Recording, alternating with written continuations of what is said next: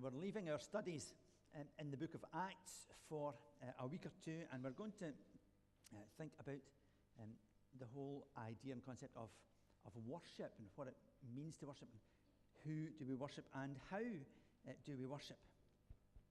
I'm reminded of a story of a young boy who was standing just inside the door of the church, and he was reading the plaque on the wall with all the names of men on it.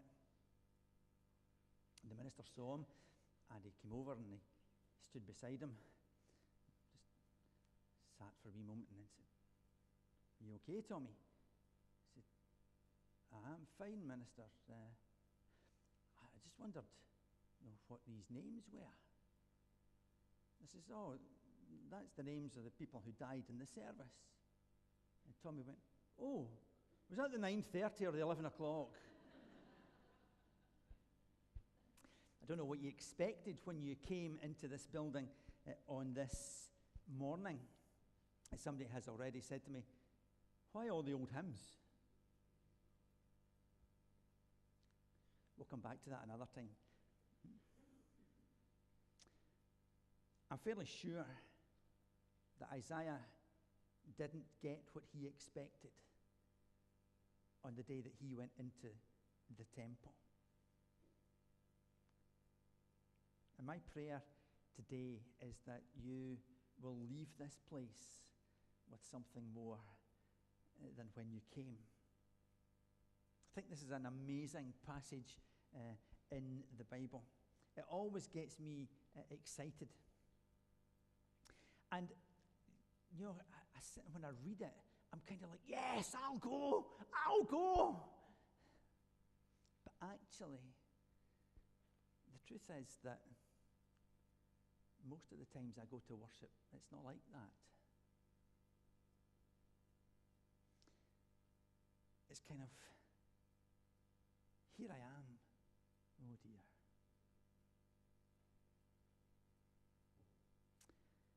Most of us come to church on Sunday mornings from a hectic week, from one kind of crisis after another, with health problems, with all sorts of things going on in the background and in our lives. And sometimes when we actually get to the point, it's difficult to focus on Jesus. It's difficult to focus on the one that we're meant to focus on. I don't have a secret formula that's going to help you to do that.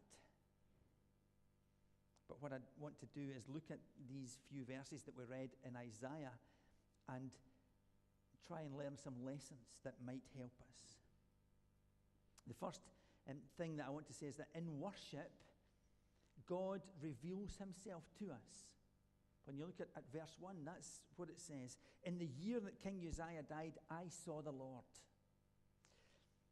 But we tend to kind of skip over that first part of the sentence. In the year that King Uzziah died. And actually it's quite significant for Isaiah and for the people of Israel. Uzziah had been on the throne for decades. He had ruled Israel for a long time. And actually, in terms of the kings of Israel, he was one of the better ones. There was a degree of security and safety and prosperity for the people of Israel. And so they had found their security, if you like, in him, in his leadership, and in his authority, and in his kingship. But he had died. And in that position where there was uncertainty, when they didn't really know what was coming next, when they were feeling the sort of emptiness of lack of leadership in their country, feeling the uncertainty of this void that they were facing, where they didn't know what was coming next. I suspect that in many Church of Scotland congregations today, people will be reflecting on the events of last week's General Assembly. And they might even talk about the leadership displayed there or the lack of it. Well, I'm not going to do that this morning, not because I don't think it's relevant or important, but I think it takes away from what we're here for. We are called to be God's people in this place. We're called to worship him in this place. We're called to lead and to guide the people of this community towards God. We're called to make disciples. We're called to focus on him and not get caught up in all sorts of other stuff. And so I have an opinion, but it's not for now. Isaiah's come into the temple at a time of difficulty. And when he comes into the temple, what he finds is that it's not Uzziah who's on the throne, but God who's on the throne. And it's important for us because all significant worship starts at that place. It starts when God reveals something of himself to us and says, I am on the throne. When we begin to realize and understand that is when we begin to worship. So when you come into this place this morning, what do you see? Do you see hymns that you like or that you don't like? Do you see pews that are comfortable or not? Do you see people that you don't really get on with? What do you see? What is it that's important when you come into this place? Because we say we're coming to worship. We continue our worship and giving our offering. But are we really? Or are we just, well, what are we doing? What is it really about? And you see, I realized as soon as the children were gone that I forgot to tell them what worship is. We got the first part of the story and then forgot the important bit. Some of those pictures elicited response. People went, oh, or, oh.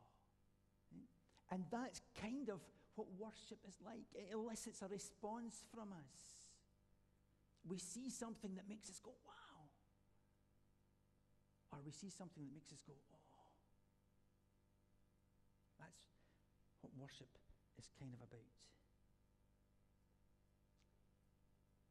It's okay, to leave on a Sunday and say, I didn't really like that. Well, I would rather you didn't, but, it happens, or to say, well, that was I was challenged by that today, or that was great singing today, or whatever it is.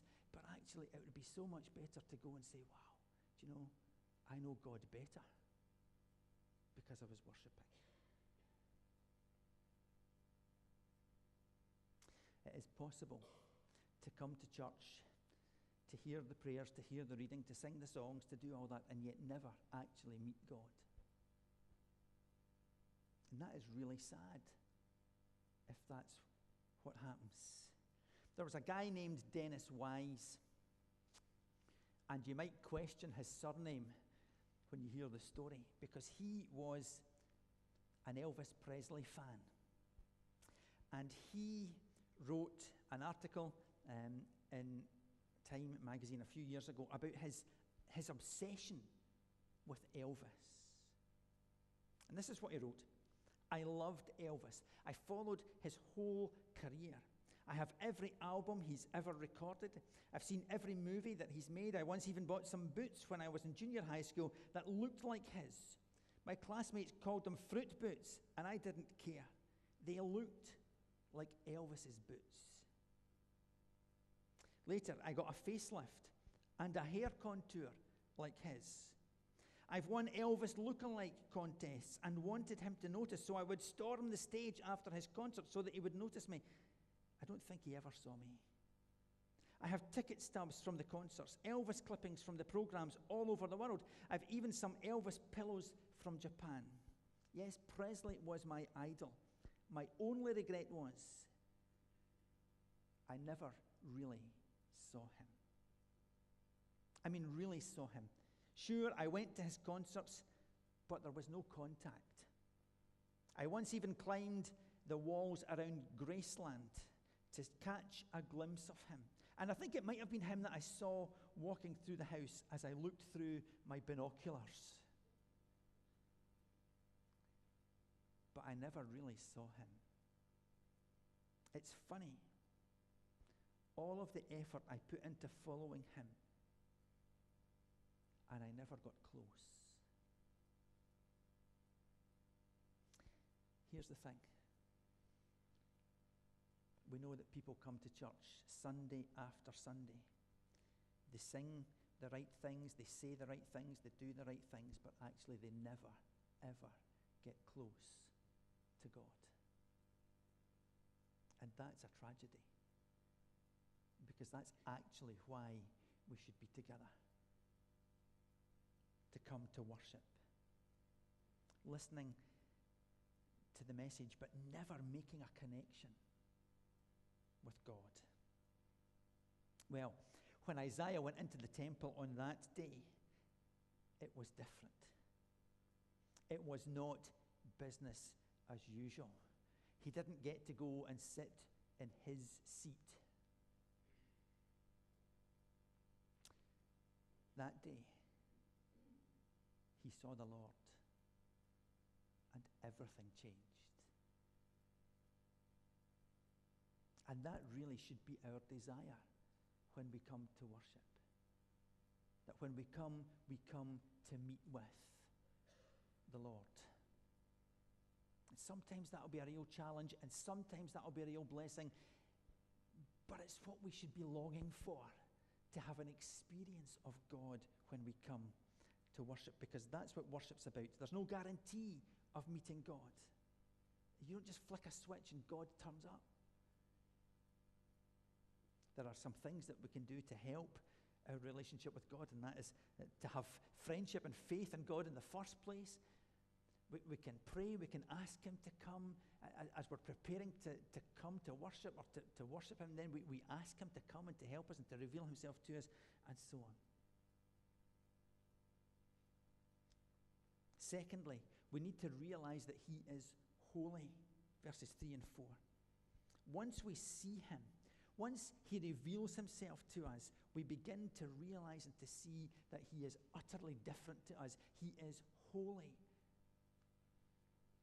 In verses 3 and 4, we see the angels that are around about the throne singing, "Holy, holy, holy is the Lord Almighty."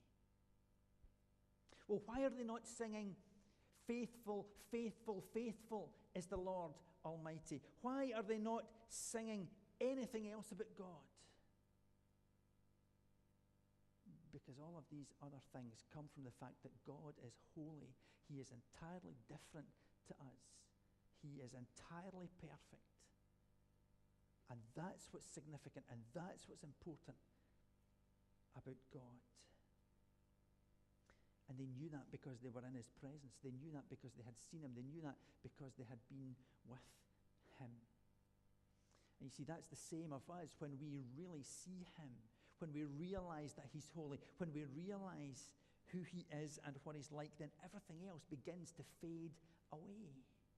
It loses its significance and importance in the light of who he is. One of the older things that we sing occasionally is, "Turn your eyes upon Jesus. Look full in his wonderful face, and the things of earth will grow strangely dim." In what? In the light of his glory and grace. There's something beyond words in the glory of God. And yet, it's that very thing that we need to see. When the disciples went with Jesus up on the mountain, it was glory that they saw when he was transfigured. And that's what we should be asking God to reveal to us when we come to worship. When Moses used to go in and out of the tabernacle, he had to cover his face because his face was shining, because he had been with God. He had experienced the glory of God, and something of that glory came from him. And we need to experience the glory of God so that when we go out from here into the world and serve him in the world, people see something of the glory of God in us. I don't know about you, but you know, there have been times for me when I've just not knowing what to say or what to do. And, you know, it's because I've caught a glimpse of that glory. And all you can do is, can I say, help? Do you know, you're holy. You're glory. Everything else is disappointing. Everything else in life is fleeting. But actually, God, you are amazing, eternal, almighty, full of glory. That's worship. And when we get to that point, we begin then to recognize that we are sinful. When Isaiah saw God's glory, when it was revealed to him, he didn't say, oh, yes, this is brilliant. What he said is, woe is me. I'm undone. I am a man of unclean lips, and I live among a people of unclean lips. I'm undone in the presence of God. The closer you get to the light, the more you see the blemishes and the flaws and the faults, the more you realize the inadequacy of our worship and of our lives. It's at that point that you realize that we have sinned and fallen short of the glory of God. But it begins to change us. And so then our perspective gets renewed. As we begin to recognize who we are before God, that we are sinful and we need to be forgiven, a renewal of mind and heart takes place. And we begin to think not of ourselves, but of God. It lifts us to a higher place. It takes us out of this world. It takes us to somewhere better. It's easy to just walk in and out of our buildings and bring all of the week's stuff with us. It's hard to come in and let our thoughts put them to one side and begin to focus on God. But when we start to do that, He helps us. He raises us up in our thinking, and it evokes a response within us. When we begin to really praise Him, to really say thank you for who He is and for what He's done, then our spirits are lifted. And there's something in us that just wants to worship and to praise. And so we get lifted above the issues of the week. And we begin to say, yes, you are Lord of my relationships. You are Lord over my finances. You are Lord over my job. You are Lord over my health. You are Lord over me. You are Lord over this church. You are Lord over this community. You are Lord over everything. Because we see Him as He really is. And so the response to that is that we give our lives. That was Isaiah's response. Quite often have a wee challenge in a service. Because actually that should be the response of our hearts if we have worshipped. Isaiah's response when God said, who can I send? Who will go for me? The hands up, he's jumping up and down in there. Yes, I'll go.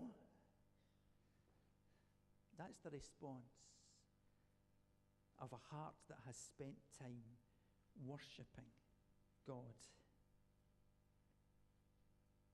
And that should be our response to God. Lord, use me. Lord, send me. Lord, take me. Here I am. Do with me what you will. The response of a heart that has worshipped. And so if we genuinely come into the presence of God, I have to tell you that it will cause you to make a commitment to God.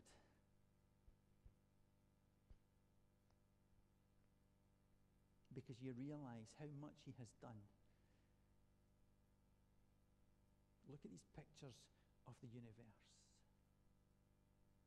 In the vastness of space, in the minutiae of creation, God knows you. Knows how many hairs you have on your head.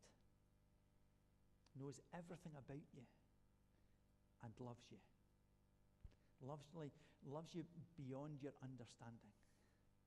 Loves you regardless of any of that.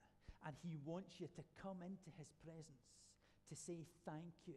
And starting with thank you, to say, Lord, will you show me your glory? Will you speak to me? Will you help me to be the person that you want me to be? And we respond in worship. And God responds right back. It's not a one-way thing. The Holy Spirit is there to help us, to encourage us, to stimulate us. When we lose words, he's there to tell us what to say and how to say it. Because God longs for his children to come to his presence, to be with him. Dad, it's great as a parent when your children run in and jump up on your knee and just give you a hug, even when they're teenagers. Do you know, there's no age limit to any of that. Why would God be any different? He wants us to come to him. He wants us to say thank you. He wants us to tell him that despite everything else, we love him. That's what worship is about.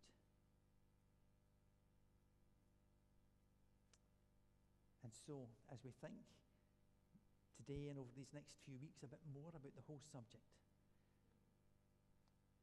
would you ask God during the week to speak to you, to reveal his glory, to help you and me to worship in the way that we should?